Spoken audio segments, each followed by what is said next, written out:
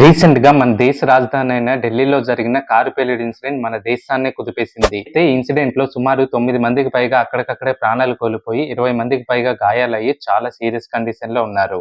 అయితే స్టార్టింగ్ లో ఈ ఇన్సిడెంట్ అన్నది ఒక సిఎన్జి కారు పేలుడు వల్ల జరిగిందని చాలా న్యూస్లు అయితే వచ్చాయి. కానీ ఒక సిఎన్జి కార్ పేలుడు ద్వారా అయితే ఇంత ప్రమాదం జరిగి ఇంత ప్రాణ నష్టాలు అయితే జరగదు.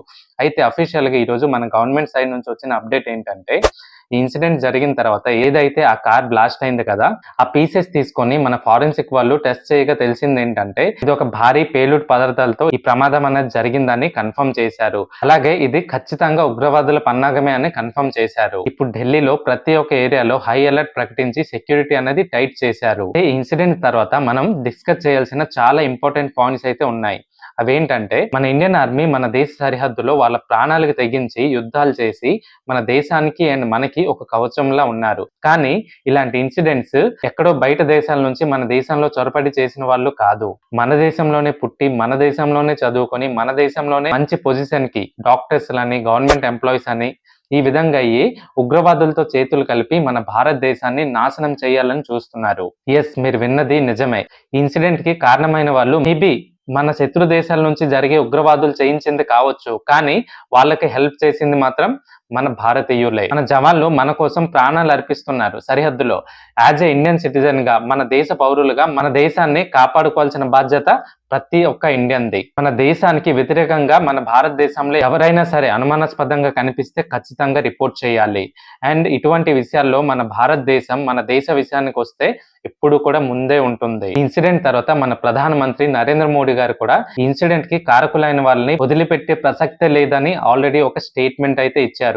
అండ్ అలానే లాస్ట్ టైం పుల్వామా అటాక్ తర్వాత ఆపరేషన్ సింధూర్ గురించి మీ అందరికీ తెలిసిందే. కొంతమంది దేశ ద్రోహులు మనతో పాటే కలిసి ఉండి, మనతో పాటే ఉండి మనల్ని, మన దేశాన్ని ఎన్నుపోటు పొడిచి మన దేశాన్ని సర్వనాశనం చేయడానికి రెడీ అవుతున్నారు. ప్రతి ఒక్క భారతీయులు మన భారతదేశం కోసం సైనికులుగా మారాలి. ఇలాంటి ఇన్సిడెంట్స్ జరిగితే మన దేశానికి, మన దేశ ఎకానమీకి అస్సలు మంచిది కాదు.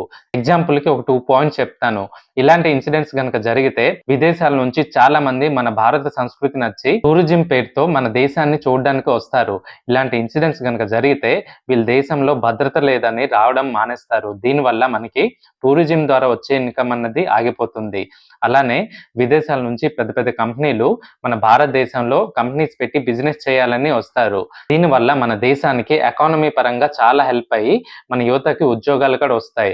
ఇలాంటి ఇన్సిడెంట్స్ జరిగితే అది రావడం మానేస్తాయి. దీనివల్ల మన ఎకానమీకి ఎంత ఇంపాక్ట్ పడుతుందో మీరే ఆలోచించండి. ఫైనల్ గా నేను చెప్పేది ఏంటంటే, మన దేశ భద్రత విషయంలో ప్రతి ఒక్కరు అలర్ట్ గా ఉండాలి. ప్రతి ఒక్కరు ఇండియన్ ఆర్మీలా పని చేయాలి. ఈ ప్రమాదంలో ప్రాణాలు కోల్పోయిన వాళ్ళు ఆత్మ శాంతించాలని, అలాగే ఎవరైతే గాయపడి ట్రీట్మెంట్ తీసుకుంటున్నారో వాళ్ళు త్వరగా కోలుకోవాలని దేవుడిని ప్రార్థిద్దాం.